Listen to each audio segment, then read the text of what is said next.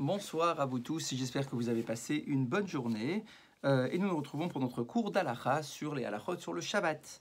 Ce cours est dédié pour l'élévation de la Neshama de Shalom ben Miriam Amouyal, Jackie Yitzhak ben Shlomo Sebaoun, Yaakov ben Rivka, Félix Adani ben Emma Simcha, Mesod ben Joar, Eliyahu ben Yoshua, Yosef ben Chana Flak, Pinchas ben Rachel, Emmanuel ben Amram, Moshe ben Yamna, Shmuel ben Miriam. Sarah Rosette Badona, Lucette Myriam Bat Rachel, Mesoda Bat Oraïda, Myriam Batalia, Esther Bat Sultana, dont nous commémorons ce soir la Askara, Huguette Fortuné Bat Esther. Ainsi que pour la Refoua Shelema de Nathan Ben Moshe, David Ben Zvia El Hazar, Camus Ephraim Ben Mazal Benaïs et Yosef Aaron Ben Rachel, une grande Refoua Shelema pour ces malades et pour tous les malades du peuple d'Israël. Nous sommes donc toujours sur les halachot sur la récitation du Kiddush. Kedé le kayem et mizat Kiddush. Pour réaliser la mitzvah du Kiddush, il faut avoir dans notre verre du vin en bonne quantité. Une quantité qui est considérée comme étant noble. Kedé sheyeh le vracha alma lachul, afin que la bracha que l'on récite ait sur quoi se répandre. Shiurze, ou les rolapachot, kenefar shel betza ou merza. Alors bien évidemment, ce shiur-là se calcule en volume. C'est un volume et non pas un poids. C'est un volume parce qu'à l'époque, eh bien, on manipulait plus les volumes que les poids. Et on nous dit que la mesure, donc le volume de vin que l'on devait prendre pour faire le kiddush, c'était l'équivalent du volume d'un œuf et demi. J'ai bien dit un œuf. Un œuf et demi. Ben, c'était les références. Une référence d'olive, kazaït, une référence d'œuf, kabetza, des fois des références de dattes. Enfin, il y a plein de choses. Mais c'est toujours des volumes. Eh bien, pour le vin, pour le kiddush, la référence, c'était un œuf et demi. Ce que l'on appelle également dans notre langage un révi'it. C'est ça que l'on appelle un révi'it. Et Mekoubal, et ce qui est, on va dire, reconnu, c'est de considérer, d'après Maïmonide, qu'un révi'it, c'est 8,6 centilitres. C'est ça que l'on appelle un révi'it. Donc, pour que le kiddush soit validé, il me faut un verre qui puisse contenir un minimum de 8,6 centilitres. Et comme ça, j'ai réalisé la mitzvah. Alors pour l'instant, j'ai encore rien bu, hein. C'est juste la quantité que je dois avoir dans mon verre. Les achar habracha, et donc je fais la bracha, le kiddush avec cela. Et les achar habracha, une fois que j'ai terminé de réciter le kiddush, tzarich hamekadesh lishtot keshiur melo lugmav. Est-ce que je suis obligé de boire l'ensemble du verre? Parce que 8,6 centilitres, c'est un petit verre concrètement. Donc souvent, on a des verres plus grands, bien plus grands que le 8,6 centilitres réglementaire. Et la question est de savoir, quelle est la mesure que je dois boire pour avoir réalisé la mitzvah du kiddush? Et on nous répond, shiur melo lugmav. Il faut boire de quoi remplir une joue. Sheu shiur shtiyat ameyashev et dato shel hashote oto, où on considère que c'est ça, une consommation. Moins que ça, ça s'appelle pas une consommation. Shiur melo lugmav, hu ke shiur yain sheyemale et chalal piv, sheu menapar lechi achat. Et donc, la phrase officielle, le melo lugmav, c'est la quantité de vin qui me permet de remplir l'espace vide que je peux créer en soufflant à l'intérieur de ma joue, une seule joue. Et shiurze, et cette mesure-là, on va dire, mais attends, mais ça représente quoi? Est-ce que c'est une grande joue, une petite joue, etc. Ça représente quoi exactement? Eh bien, on nous dit, les cholapachot, rouba shel revi'it. C'est la majeure partie d'un revi'it. La moitié d'un revi'it. C'est ça, melo lugmav. Donc je répète, le verre doit contenir un minimum d'un revi'it, et pour réaliser la mitzvah, je dois boire au minimum la moitié de ce verre. qui contient un révite. Et donc là, c'est très intéressant, parce que à partir de là, va apparaître une sorte de confusion dans la tête des gens, qui vont considérer qu'à chaque fois, j'aurai l'obligation de boire la moitié de mon verre. Et donc, si j'ai un grand verre, je dois boire la moitié de mon verre, un petit verre, la moitié de mon verre, et que c'est toujours la moitié du verre. Alors qu'en réalité, la halakha ne dit pas ça. La halakha me dit que le minimum d'un verre, c'est qu'il puisse contenir un révite, et que le minimum à consommer, c'est de boire la moitié d'un révite. Donc, effectivement, si mon verre est petit et que c'est un verre qui contient juste un révite, je dois boire la moitié du verre. Parce que c'est la moitié du verre qui correspond à la mesure de mélolugmav, de quoi remplir une joue. Mais si mon verre est grand, eh bien, j'aurai rempli mon obligation de boire de quoi remplir une joue, bien que je n'ai pas bu la moitié de mon verre. Mais malgré tout, effectivement, cela existe. Certains ont l'habitude de se forcer à boire la moitié du verre, chose qui, halakhiquement, effectivement, n'est pas nécessaire, puisqu'il faut boire la moitié d'un révi'it, et non pas la moitié d'un verre. On nous dit que si celui qui fait le kiddush n'arrive pas à boire cette quantité, alors on a bien compris, ce n'est pas une grosse quantité, mais si malgré tout, celui qui fait le kiddush n'arrive pas à boire cette quantité, eh bien, tenez-vous bien, celui qui fait le kiddush peut à peine tremper les lèvres, passer le verre à quelqu'un d'autre, et c'est ce quelqu'un d'autre qui va boire la quantité requise. Bediavad, on dit même mieux que cela, si celui qui récite le kiddush n'a pas bu beaucoup, mais qu'en passant le verre entre les différents convives ou les membres de la famille, il s'avère qu'en additionnant la consommation de chacun, on se retrouve à la quantité du mélolugmav, donc de la majeure partie du révite, eh bien, ça sera quand même valable. Donc, normalement, c'est celui qui fait le kiddush qui doit boire cette quantité. S'il n'est pas en mesure de le faire, alors il va donner le verre à quelqu'un qui, à lui tout seul, va boire cette quantité. Si on n'a personne qui est en mesure de le faire, eh bien, on pourra faire passer le verre dans toute la famille, et si, à la fin, on aura bu au moins un mélolugmav, on sera acquitté de la mitzvah. Tiknu chachamim lomar kama brachot al kos yain. Comme on l'a répété hier, nos chachamim ont donné de l'importance particulière au vin. Et beaucoup de bénédictions ont été instaurées sur le vin, même si on n'avait pas l'intention d'en boire.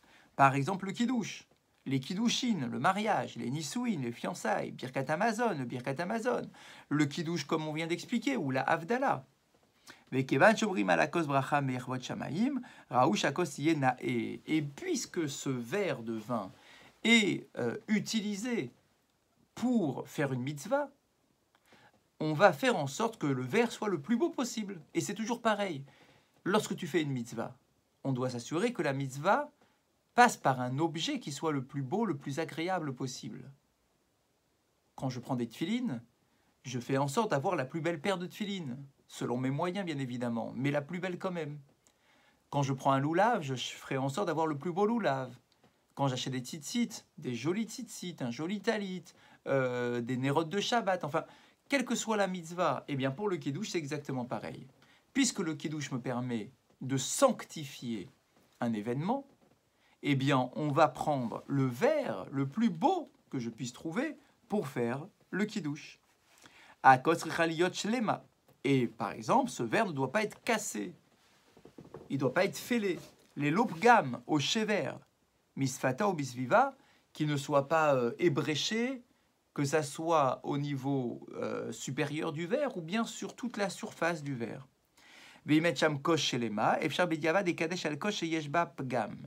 Si je ne trouve pas à la maison de verre plus beau que celui-là, alors j'aurai le droit d'utiliser un verre qui est fêlé. Mais ce n'est pas génial. Maintenant, si cette fissure est suffisamment grande et que le vin coule de l'autre côté du verre, alors bien évidemment que je ne pourrais pas le prendre. Pourquoi? Parce que ça ne s'appelle plus un verre. La définition d'un verre, c'est qu'il puisse contenir quelque chose, contenir un liquide. S'il ne contient plus de liquide, et qu'il n'y a même pas un révi'it qui peut rester contenu à l'intérieur du verre, alors effectivement, je ne pourrais pas l'utiliser. Kasher yeshtam kama kosot. Si j'ai à la maison plusieurs verres, ça peut tous nous arriver, on a eu des verres de kidouche en cadeau, etc. Eh bien, je devrais m'assurer de prendre le plus beau de mes verres pour réaliser le kidouche. כשאין שם כוס אחרת, זולת כוס חד פעמית פשוטה, אפשר בדיעבד לברך עליה. Donc on est bien d'accord que normalement je ne dois pas prendre du jetable. Je ne prends pas un verre jetable pour le kidouche, je prends un joli verre. Mais si je n'ai pas d'autre verre qu'un verre jetable, je pourrais l'utiliser. Je dois aussi faire en sorte que ce verre soit propre, totalement propre. Je ne prends pas un verre déjà utilisé pour faire mon kidouche. Je dois prendre un verre propre, le plus propre possible. Veim shatum imena. Si on a déjà bu dans ce verre, ou bien que ce verre s'est sali, yesh les shotfa, mi bifnim ou mi bachutz, on aura l'obligation de le laver de l'intérieur comme de l'extérieur. Bediavad, kasher kaché lishtof et akos, efchar likanecha, ulnakota mi bemapit. Si jamais je n'arrive pas à nettoyer ce verre avec de l'eau, parce que voilà, je n'ai pas d'eau à disposition, je pourrais simplement le frotter, le nettoyer, le rincer avec une serviette. Mais ce n'est pas génial. Normalement, si ce verre a déjà été utilisé, je dois le laver avec de l'eau. Alors, comme on vient d'expliquer il y a quelques minutes, d'après la halacha, je peux me contenter d'un petit verre. Un verre qui contient un révi'it, c'est suffisant pour faire la mitzvah. Imakos mechila yoter mishur révi'it mitzvah, les abeyayin. Maintenant, si j'ai un plus grand verre, c'est quand même mieux, parce que c'est plus kavod. Le kavod est plus évident lorsque je prends un verre un peu plus noble qu'un tout petit verre pour utiliser et pour le faire pour le kidouche. Et si ce verre contient plus d'un révi'it, je ne dois pas me dire, bah tiens, je vais économiser, je vais mettre qu'un révi'it de vin, et puis le verre va être à 3/4 vide. Non, si j'ai pris un grand verre, j'aurai la mitzvah de remplir le verre complètement. Chez Karou Kavod à Bracha. Et là encore, c'est un signe de Kavod pour la bénédiction que d'avoir un verre qui est plein. Yesh noagim lumale et akos ad gedudetea, car chez Mistaber, chez Misher Abracha, Ishafer me'at yain aliado shel amvarer. Certains ont l'habitude de remplir le verre au maximum, à tel point qu'il y ait cette fameuse couche au-dessus du verre qui dépasse la hauteur du verre, à tel point que du coup, lorsque tu prendras ton verre pour faire le kidouche, il n'y aura pas d'autre possibilité et pas d'autre réalité que de renverser un peu de ce verre sur notre main. Ceux qui ont cette habitude-là peuvent continuer à la voir. Ça ne s'appelle pas du baltachrit, ça ne s'appelle pas du gaspillage de la nourriture. D'accord, c'est au contraire un signe de bracha, un signe d'abondance que d'avoir du vin qui déborde. J'ai rempli mon verre jusqu'à qu'il déborde. Donc ça ne pose absolument aucun problème. Certains ne sont pas d'accord. Ils disent, ben non, je ne vais pas renverser du vin, je ne vais pas remplir pour qu'il se renverse à chaque fois que je prends le verre. C'est bien de remplir, je remplis jusqu'à pratiquement le maximum, d'accord, mais pas totalement, en tout cas pas de quoi le renverser. Ingvar shatou me'ayayin besha shayayin shaya munar bekos o sheshatu mitorpi abakbuk nikra yayin shenotar bakos ou babakbuk pagum. Il y a une autre notion. De la même façon que le verre doit être le plus parfait possible, eh bien, de la même façon, le vin doit être le plus parfait possible. De quoi est-ce que l'on parle? On ne parle plus ici du fait qu'il soit rouge ou blanc, ou du fait qu'il soit de bonne qualité, etc., comme on l'a dit hier soir. Là, c'est une autre notion. Le vin ne doit pas avoir été entamé lorsque je fais mon kidouche. Veno raoui la koshel bracha, parce que sinon, je ne pourrai plus l'utiliser pour faire la bracha. Alors, de quoi est-ce qu'il s'agit? Si, par exemple, j'ai déjà posé mes lèvres sur ce vin, parce que voilà, j'ai déjà bu de ce vin. Je ne peux plus utiliser de ce même vin qui est dans mon verre, alors que j'ai déjà bu de ce vin. Je ne peux plus l'utiliser pour faire un autre kidouche, ou pour faire le kidouche. Mais Shatat Sorer n'est un taken Yain Pagoum, parce que ça s'appelle Yain Pagoum, c'est du vin qui est entamé. Et il n'est plus entier, je ne peux pas l'utiliser pour faire le kidouche. Maintenant, s'il me reste un verre sur lequel j'ai bu juste un tout petit peu, et voilà, qu'est-ce que je vais faire du reste? Je ne vais pas le jeter.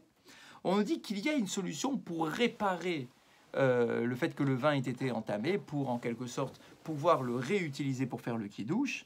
Comment est-ce que l'on fait? Aliédé au safat yain chez l'onivgam letocho, tout simplement en récupérant la bouteille et en versant un peu de vin supplémentaire dans mon verre, d'un vin donc de la bouteille. Moi, j'avais pas bu de la bouteille directement, j'ai bu dans le verre. Donc c'est le vin qui est dans mon verre qui est pagoum, c'est pas le vin qui est dans la bouteille. Ce vin qui est dans la bouteille, je l'ai juste utilisé pour remplir mon verre, mais je n'ai pas bu à la bouteille. Si effectivement je bois à la bouteille, alors tout ce vin-là, je pourrais plus l'utiliser pour faire un kidouche, parce qu'il est considéré comme étant déjà entamé. Maintenant, si ce vin est resté dans la bouteille et que j'avais versé dans un verre, et j'ai fait voilà, la bracha sur le verre, et j'ai déjà bu de ce vin, je ne peux plus utiliser ce vin pour faire un kidouche. Mais je peux réparer la situation, rattraper la situation, en prenant du vin de ma bouteille, en remplissant un peu mon verre, et du coup, ce vin est considéré comme étant un vin nouveau, que j'aurai le droit d'utiliser pour faire le kidouche. Amrou Chachamim. Sheyitol bitrila et akos bishteyadav. Nos maîtres nous disent que normalement, pour donner de l'importance à ce kidouche, je dois attraper ce verre avec mes deux mains. Pour le prendre au début, je le prends avec mes deux mains. Ça donne de l'importance. Pour montrer non seulement son importance, et aussi le fait que je sois heureux et pressé de réaliser cette mitzvah, comme si je me précipitais pour faire la mitzvah. Acharkar, ensuite, Kesheye Kadesh, au moment du Kiddush, Yachazoto Beyad Yamin Bilvad. On doit utiliser qu'une seule main. Je ne garde pas le verre dans mes deux mains. Je prendrai le verre que dans ma main droite. Chez Yayad Achashuva, qui est considéré, comme vous le savez, comme étant la main importante. Veyochaz et Akos Bechol Etzbeotav. Et il faut que tous mes doigts soient posés sur le verre de vin. Kedesh Etzbaot Yateru et Akos, afin en quelque sorte d'entourer ce verre grâce à mes doigts. Veyad bia et akos tefar me à la shulchan. Et je dois élever le verre de vin au moins de 10 cm au-dessus de la table. Donc je ne peux pas simplement laisser le verre sur la table, mettre mes mains dessus, mes doigts dessus et réciter le kidouche. Il faut élever le verre de kidouche d'au moins 10 cm. Donc, ce n'est pas juste 1 cm au-dessus de la table. C'est au moins 10 cm. Veiten et tenav bakos. Et je dois orienter mon regard vers le verre de vin. Pourquoi? Pour être concentré. Je ne regarde pas ce qui se passe autour de moi quand je fais le kidouche. Lorsque je fais le kidouche, je suis concentré et je dirige mon regard vers mon verre de vin. Alors bien évidemment, si j'ai besoin de lire le texte du kidouche dans mon sidour, alors bien évidemment, je regarderai dans mon sidour. Vetov, sheikra et sidour l'Écosse, kede sheira et etchenehem. Et il est conseillé de rapprocher mon livre de mon verre afin que les deux soient dans mon champ de vision en même temps, que je puisse voir mon verre et mon livre. Une fois que moi, le Baal Habayit, j'ai bu de mon verre de kidouche, je donne d'abord à mon épouse, afin que la bracha qui vient de se répandre sur le vin que j'ai consommé après la récitation de mon kidouche puisse également se répandre immédiatement chez mon épouse. Et donc créer un lien direct entre l'homme et sa femme. Dès que je finis mon kidouche, je passe immédiatement mon verre à mon épouse. Voilà pour ce soir. Nous nous retrouvons si Dieu veut demain pour la suite de notre cours. Bonne soirée à vous tous.